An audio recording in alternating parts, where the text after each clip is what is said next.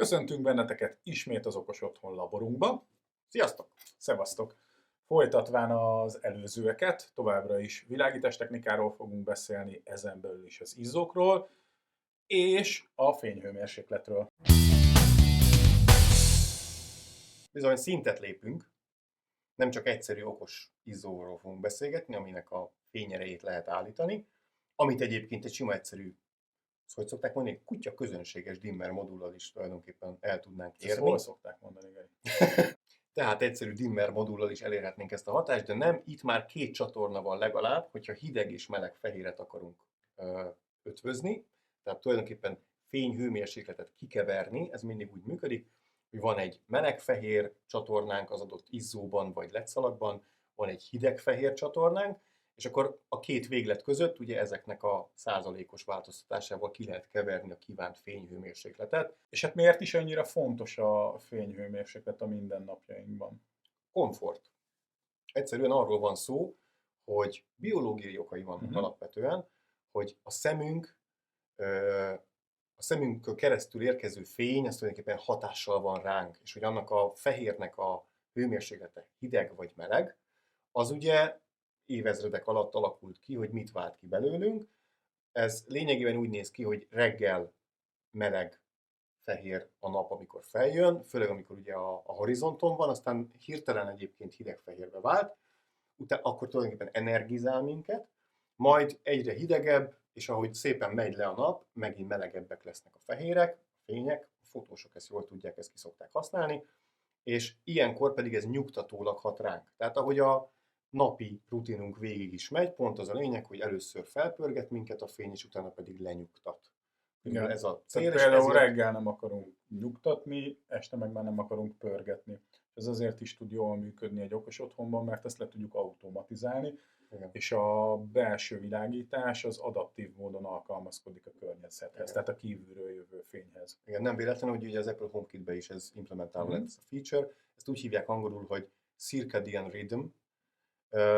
Itt ugyanezt tulajdonképpen lemodellezik, pont arról van szó, hogy minden geolokáción ugye adott, hogy mikor kell a nap, az év melyik napján, és mikor megy le, és ebből adódóan lehet állítani a fényhőmérsékletet, hogy amikor feljön, akkor még meleg, aztán elkezd hűvösödni, szépen fölmegy, és aztán le. Igen, de egyébként ezt a mindennapi gyakorlatban nagyon egyszerűen lehet lemodellezni, és hogyha valaki veszi a fáradtságot, és beteker egy hideg fényhőmérsékletű, meg egy meleg fényhőmérsékletű izzót, akkor az egyértelműen látható, kvázi, hogy sárgásan világít, vagy ilyen hideg kékesen világít, és akkor ugyanezt megteheti reggel, meg megteheti este, és szó szerint érezni fogja azt, hogy melyik az, ami számára komfortos. Bizony.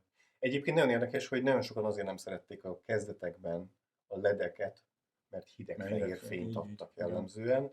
Nem voltak még úgy kialakítva ezek a szép meleg-fehér LED-szalagok, meg izzók, és nagyon sokan ezért óckodtak a LED használatától, mert hogy olyan idegen, hideg fényt ad. De ez mára megoldódott, olyannyira, hogy nagyon egyszerűen és olcsón lehet hozzájutnunk hideg-meleg-fehér izzókhoz, de mielőtt ezeket az állíthatóakat bemutatjuk, előtte egy kicsit beszéljünk a filamentről, mert az meg egy teljesen új vonulat az okos otthonokban, meg a lakberendezés világában. Itt arról van szó, hogy kifejezetten meleg színhőmérsékletű izzókat csavarunk be, amik akár 2002, vagy ugye normál melegfehér az 2007, de ettől még mehetünk lejjebb 2002-re, na ez már kifejezetten az ilyen gyertya melegségű fény, és hát természetesen az Immertől hoztunk is nektek ilyeneket. Klasszikusan úgy néz ki, hogy ugye ezt az Edison izzó formát másolják ezek az izzók, és ki is bontok itt nektek egyet. A klasszikus minden bemutató kis katalógus. Addig mutatok egy másik fajtát is, amíg ezt előveszed. Egyébként ezeket az izzókat szerintem idejekorán lehetett felfedezni, és talán először ott találkoztak vele a felhasználók, többek között például én is, amikor éttermekbe elkezdték nagy számban ezeket letelepíteni. Belógatták föntről, egy ilyen zsinóron keresztül. Főleg jellemzően nem is használtak hozzá lámpatestet. Párokban, igen, csak önmagában az izzó áldományt. Mi a különbség a kettő között? Hát például a foglalat A az foglalat egyik fehér, a színe másik mutatja, hogy ez vintage, ez meg white. Tehát Mhm. ezeknek különböző lesz a fényhőmérsékletük. Nem állítható, de rajta van a dobozon, hogy a 2007-es, ez a normál meleg fehér, ez a fehér. Egyébként színezett is az üveg. És Ezt nem tudja, mennyire adja vissza a videó, de sokkal fehérebb itt az üveg, itt valamivel kezelve van. Igen. Jól látom? Jól látom. Ugye? Igen. És ez pedig, ami ez a klasszik, rendes filamentnek nevezett és vintage szériás, ez 2200 kelvines, tehát az előbb említett gyertyamelegségű fényt adja. Mind a kettő dimmelhető, szépen 1 és 100% között állítható a fényereje. Egyébként ugyanaz kb. Maga a fejelés, meg a kialakítás, mind a kettő E27-es, mind a kettő 320 fokban szórja a fényt. A teljesítménye egyébként a 2002-esnek kevesebb, az csak 4,2 watt. 806 lumen, 305 lumen. Tehát a meleg fényű, ez mindig így van egyébként, ha lumenben vizsgáljuk a fényáramot, akkor a melegebb fény az mindig kevesebb lumennel jár, mint a hidegebb fény. Ez vissza is tükrözi azt egyébként, hogy mitől energizál, meg mitől nyugtat egyébként a fény. Oké. Szerintem ezekről kb. Ennyit. 2-es pakban olcsóbb, egyszerűbb is hozzájutni. Zigbee-s izzókról beszélünk, mint az előző adásban, nagyon fontos, tehát ezekhez kell az a bizonyos hub vagy bridge, amiket részleteztünk. Bizonyám, és ezek meg kifejezetten a lakberendezők álma kategóriába esnek. Az egyik a Globe, ami nálam van, a másikat pedig azt hiszem Edisonnak hívják, mert tényleg ilyen retro hatású. Az első klasszikus wolframszálas izzókat másolják kinézetükben. Ezekből lehet még nagyon szép lógatott lámpákat építeni. Ezekhez az IKEA-ban is még nagyon sok helyen vannak nagyon jó kis lámpatestek, amiben jól mutatnak. Oké. Szerintem erről se kell túl sokat beszélnünk már. Vizsgáljátok meg, hogy melyik hány lumenes, és az alapján lehet. Ugye itt azért is alacsonyabb ezeknek a fényárama, nem csak a meleg fehér miatt, hanem azért, mert ezeket ugye díszítésre úgy szokták, hogy belógatnak azért többet. Nem csak egyet. Jó, és akkor ezek azok a fix fényhőmérsékleti izzók, amikről eddig beszéltünk, melyeket nem tudunk fényhőmérséklet szerint állítani. A következő csoport pedig az állíthatóak, amiket ugye az elején taglaltunk. Ebből szintén innert hoztunk.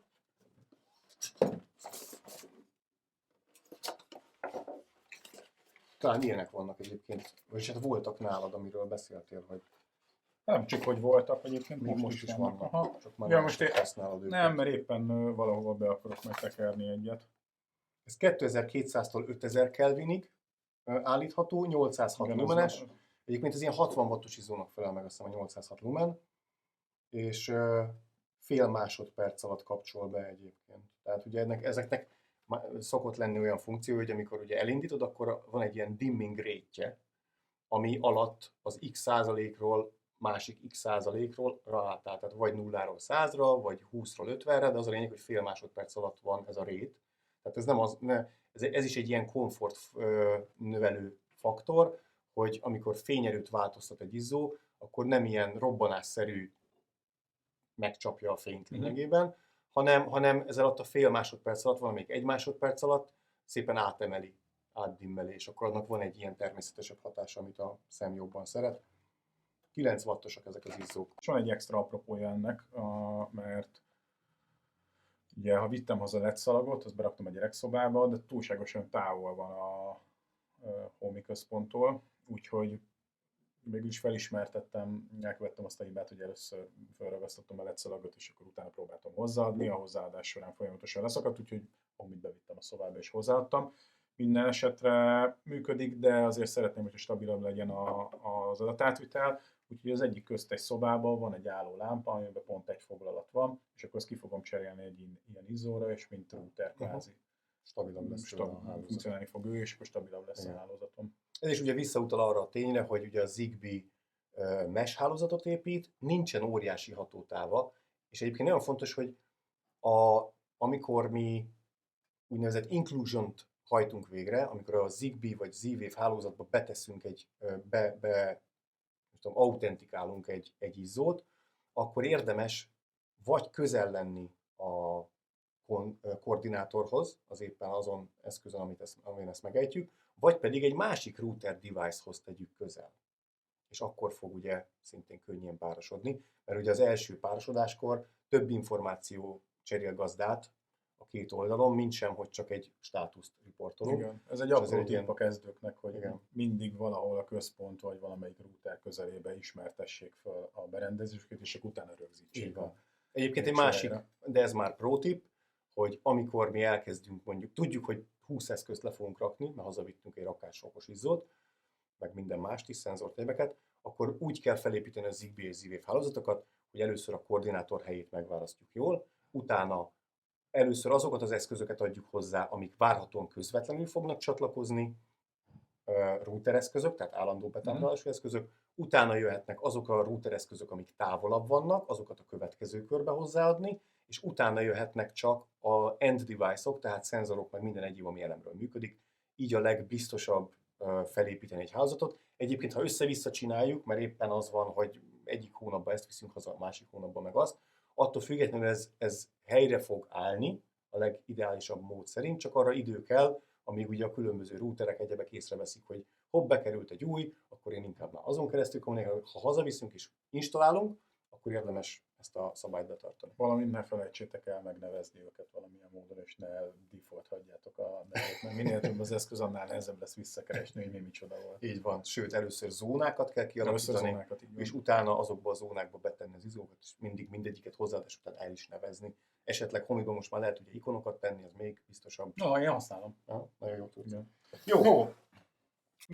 Még egy inner, ez is komfort. Itt csak annyi, hogy E14-es inner fehér komfort nem létezik. Ebből adódóan azt most nem tudjuk bemutatni nektek, de az előző adásban már taglaltuk is, hogy az nem annyira közismert, vagy nem annyira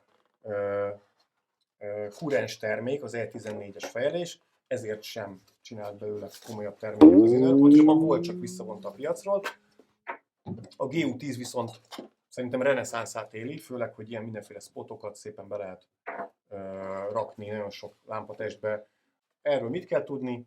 Ez is fél másodperc alatt éri el a kívánt értéket. Ez is 2002 és 5000 között állítható. Tehát ez a gyertyafénytől megy föl egészen a hidegig. Nem úgy, mint az előzőek, azok 2007-nél indultak. Látjátok, minden ilyen termékben vannak különbségek. Ilyen apróságok, de ezeket érdemes megfontolni, ha tervezünk világítást. 350 lumen, egy izzóban, ugye 5 watt, ez jellemzően kb. Így ki is adja. És a fok az 42 fok a nyílás szöge. Tehát azért ebből valamilyen szinten azért sűrűbben kell rakni, hogyha beszeretnénk világítani egy teret, mert csak 42 fokos a nyílásszög, tök jó kontrasztot ad ahhoz képest, hogy a másik meg 240 fokot fed. Ugye az E27-es fejlésű. Oké, letoltuk az innereket, és akara. Bizony, mert hogy itt az állítható fehér izzóknál már szóba jöhetnek más gyártók is, legalábbis a mi kínálatunkban. Például az Aquarának az izzója, ez is E27-es, sima, egyszerű, dimmelhető és állítható fényhőmérsékletű izzóról beszélünk, viszonylag jó árban. Viszont nagyon fontos, hogy ez nem megy például a Philips Hue-val, nem tud nagyon egyszerűen hozzáadni, saját bridge-ekkel tökéletesen működik, Homihoz hozzáadható, de nem mondanám egyébként ideális. Becserélve bebugyolálja rendesen a gyártó, azért ez. Igen. Na. Ez komolyabban veszik ezt komolyabban veszik. Lehet, hogy egyébként még itt vírusvédelmi intézkedések is végbe mentek. Azért van így hermetikusan lezárva ez az izzó. Megerőszakoltam ezt a... Na, hát ő az. Egyébként nagyban hasonlít. Igen, így van. Kicsit jobb a fogása egyébként, mint az innereknek. Masszívabb anyagból. Jó esetben azért nem fogdosod. Csak egyszer, amikor betekered. Tehát ez is Zigbee is 2002 és 6005 között megy. Tehát nem is 5000 Kelvinig szalad a hideg fehér tekintetében, hanem 6005-ig még hidegebb tud lenni. 806 lumen, tehát ez is egy 60 wattos izzónak felel meg kb. Homival is működik, folytatva az előző kompatibilitási vonalat. de nem túl jó tapasztalatokkal bírunk. Tehát jobb az innen ez sokkal tisztábban működik. Itt van például olyan probléma, hogy amikor átállítjuk a fényerőt, akkor ilyen nagyon durván átcsapja az egyik fényerőből a másikba. Ehhez képest az innerek sokkal finomabban kezelik, szépen dimmelik ugye át az előbb említett fél másodperc alatt. Homiba meg aztán pláne egyébként nagyon sok mindent be lehet állítani. Én használok úgy, hogy ugye duration-t állítok be az automatizmusba, akár 3 perc alatt szépen emeli, vagy 5 másodperc alatt emeli, tehát sokkal finomabb világítás, képváltoztatásokat. De és akkor milyen rendszerbe implementáljuk? Ez Aquarahoz. Ez egy a saját ökoszisztémájában. Igen, egyébként nagyon sokan használják még egyéb okos otthon rendszerekkel. De akkor a Xiaomi-val... Igen, a Xiaomi-val működik, a Xiaomi Zigbee hubjával működik. Természetesen az Aquara összes kiegészítője ez is. Oké, és akkor nem csak Zigbee-s megoldást hoztunk nektek, hanem hoztunk egy Z-Wave-est is. Az EOTech-től szintén egy hideg-meleg-fehér állítható, és érdekes módon ez is 806 lument tud. Valahogy ez a 806 lumen, ez a gyártóknál beizzott. És teljesítménykartál, igen. Itt is kapunk egy csomó kis Illumio. Érdekes, hogy az EOTech-nél adtak neki egy ilyen becenevet, vagy... Na, nem vitték túlzásba. Hát, azért fog meg a... Milyen súlya? Igen, ez volt nehezebb. Azt a mindenit. Na hát ezt nem tudjuk átadni videós anyagban, legalábbis nem tudom elképzelni, de ez határozottan, hanem nagyságrendekkel nehezebb izzó, mint... Igen. Megkockáztatom egyébként, hogy ez nem is műanyagból van itt. Nem. Ez konkrét azért nehezebb. Aha, fém. Nem fém. Szerintem ez porcelán. Aha. A súlya is adja, hogy ez vagy nagyon vastag fém, de nem, ez biztos, hogy porcelán. Oké, mit tudunk róla? Hogy a súly a megbízhatóság jelen. Ez így van. 9 watt, 806 lumen, hideg, meleg, fehér, 2007-től 6005-ig. 25 000 órát. Na, itt végre megadnak rendesen üzemórát. 3 óra per nap alapozva 25 000 óráig fog működni. Nagyon fontos, ez egy Z-Wave-es eszköz. És miben különbözik elsősorban a Z-Wave a Zigbee-től? Nem csak a működési frekvencia, meg a hatótáv, ezekről már beszéltünk, hanem az is nagyon fontos, hogy ezekben az eszközökben sokkal több mindent be lehet állítani. Tehát magát, az izzót tudjuk programozni úgy, hogy az okos otthon központunkban, mondjuk a Homiban, vagy más okos otthon központokban úgynevezett raw commandokat küldünk le az eszköznek, és ezek az Z-Wave-es eszközök, ezek mindig raw commandokkal programozhatóak. Az, hogy éppen melyik okos otthon gyártó ezt mennyire teszi felhasználó baráttá ezeknek a raw commandoknak a beadását, az ugye eltér. A Hominál ez kifejezetten egyszerű. Konkrétan pipák, meg csúszkák, meg számok beírásával ezt nagyon egyszerű hozzáadni. De amögött egyébként egy úgynevezett ilyen raw command megírása áll, ami ugye biteket, meg különböző jeleket ír, és azt elküldjük. A lényeg, van egy parancs, amit el kell küldeni a központ, vagy a router device-nak, az izzónak, és onnantól fogva be tudunk rajta olyan dolgot állítani, hogy mondjuk amikor bekapcsol, akkor hány másodperc alatt éri el a kívánt fényt. Be tudunk már magában az izzóban olyat állítani, hogy ha bekapcsoltuk, mennyi idő után kapcsoljon ki magától. És még számtalan dolgot. Oké, de hol van ennek jelentősége? Tehát jó esetben a központ ezeket a funkciókat kezeli, illetve ő hivatott kezelni. Például arra ad lehetőséget, hogy ha a központ kiesne, akkor ő önmagától okosabb, ügyesebb, és tud bizonyos központ nélkül is ő, hogyha odáig fajul a dolog, hogy esetleg neked kell kapcsolgatni ilyen 1900-as évek. Mondjuk mit csináljon, hogyha áramot kap? Igen. Tehát itt van egy másik dolog, amit ilyen izzókba könnyen be tudunk állítani, hogy mit csináljon, amikor elment az áram alóla, és visszajön. Bizonyos Zigbee megoldások vagy azt csinálják, hogy kikapcsolt állapotban jön vissza, tehát hogy nem világít. Van olyan, ami meg mindig bekapcsolva jön vissza, ergo, hogyha nem vagyunk otthon és elmegy az áram, majd visszajön, arra megyünk haza esetleg, hogy világítanak az izzók. Ennél jellemzően ezeknél be lehet állítani. A Philips Hue-ba is egyébként Zigbee alapon be lehet állítani, de ott a központ végzi ezt el jellemzően. Mindegy, a lényeg, hogy sokkal több mindent tudunk beállítani ezeknél az izzóknál, pontosabban a Z-Wave-nél, izzóknál ez nem olyan kritikus dolog, mint mondjuk egy szenzor esetén, vagy más aktor esetén, ami sokkal összetettebb feladatokat lát el, mint csak, hogy világítson. Jó, szerintem erről sem érdemes többet beszélni. Mutattunk Z-Wave-est, mutattunk Zigbee-set, mutattunk állítható és nem állítható fényhőmérsékletűt. Mutattunk A-gyártót, B-gyártót, C-gyártót. Így van. Szerintem beszéltünk a technológiáról. Egyelőre ennyi ebben a témában, de természetesen folytatjuk, ahogy ígértük. Van itt még bőven miről mesélnünk, és van mit még bőven bemutatnunk világítás technika témakörében. Így is fogunk tenni a jövőben. Annyit elárultak, hogy a következő részben a lámpatestekről fogunk beszélni. Egyre inkább trend a világítás technológiában, hogy már nem önálló izzókat gyártanak, hanem komplet lámpatesteket gyártanak le a gyártók, majd biztos, hogy erről is lesz szó, hogy ennek mi az oka.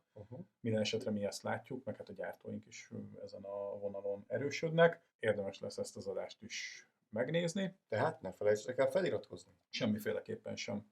Illetve, hogyha még bővebb információkra szomjaznátok, akkor párhuzamosan hallgassátok a podcast adásunkat, mely szintén Okos Otthon Labor címén található meg, bármilyen podcast platformon. Így. Sziasztok! Sziasztok!